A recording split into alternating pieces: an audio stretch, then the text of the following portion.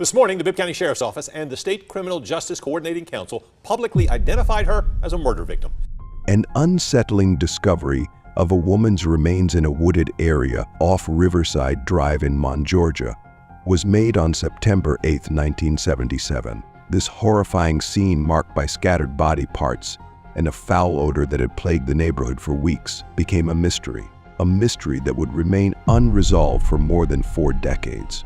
On September 8, 1977, the remains of a woman were found in a wooded area off Riverside Drive, roughly 1 mile north of Arkwright Road. The remains were discovered in the front yard of a house, a location that had drawn attention due to reports of a foul odor from the neighborhood over the past 6 weeks. Upon investigation, it was clear that animals had disturbed the scene, scattering the remains throughout the area despite an extensive search. Only certain body parts were recovered, including her hands, shoulder blades, some limbs, and parts of her torso. The search efforts in the area yielded little additional evidence, leaving authorities without crucial parts of the woman's body, which hindered the investigation. With so much of the remains missing, determining a clear cause of demise became a significant challenge for law enforcement. The decomposed state of the body further complicated efforts to gather physical evidence that might explain what had happened to the woman in the weeks leading up to the discovery.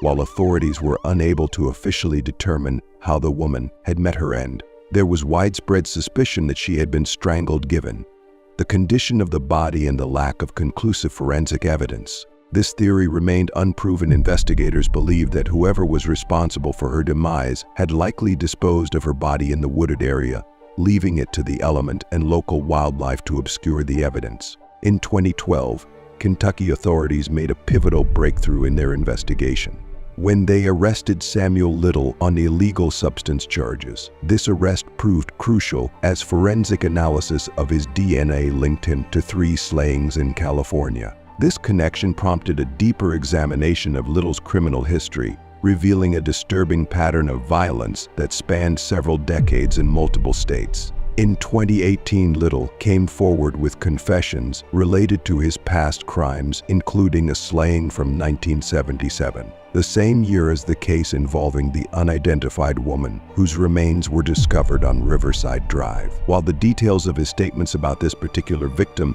have not been publicly disclosed, it was reported that Little reacted strongly to a reconstruction of the victim's appearance. He expressed dissatisfaction with the likeness, asserting that, but it did not accurately reflect the woman he had encountered. This reaction added an additional layer of complexity to the investigation, highlighting the challenges in identifying victims from such a long time ago and incomplete evidence.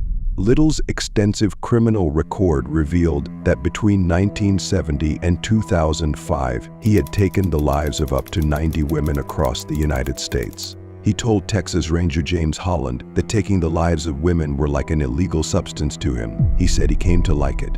His victims were predominantly marginalized individuals such as prostitutes and illegal substance addicts, whom often went unnoticed or were reported missing. As accidents, illegal substance overdoses, or the result of unknown causes, his confessions led to his conviction for 8 slayings. He was linked to 61 additional slayings, marking him as one of the most prolific serial offenders in American history. Despite his convictions and confessions, investigations into Little's full range of crimes are ongoing. The authorities continue to explore whether he was involved in other unsolved cases, striving to piece together the complete scope of his violent activities. Samuel Little's demise in 2020, at nearly 80 years old, in prison, did not end the quest for justice.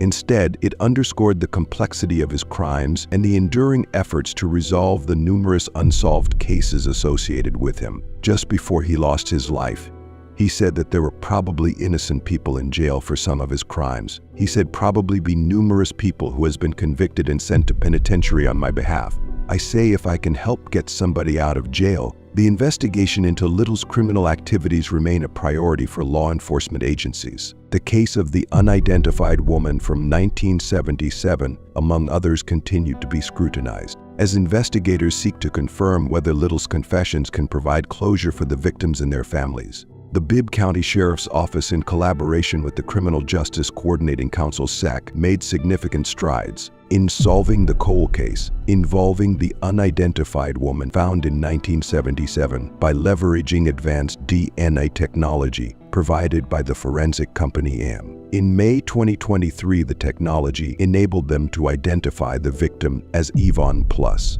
a young woman who was approximately 19 to 20 years old at the time of her demise. The connection between Yvonne Plus and Samuel Little was confirmed through his confessions, including statements he made during a 2019 interview with 60 Minutes. Little's admissions about the 1977 case, validating the long-held suspicion that he was responsible for her demise. This crucial piece of evidence linked Little definitively to the case solving, a mystery that had remained unresolved for over 4 decades while Yvonne's identity was established. Her family was not immediately known, complicating efforts to notify them. On November 14, 2023, the resolution of the case was publicly announced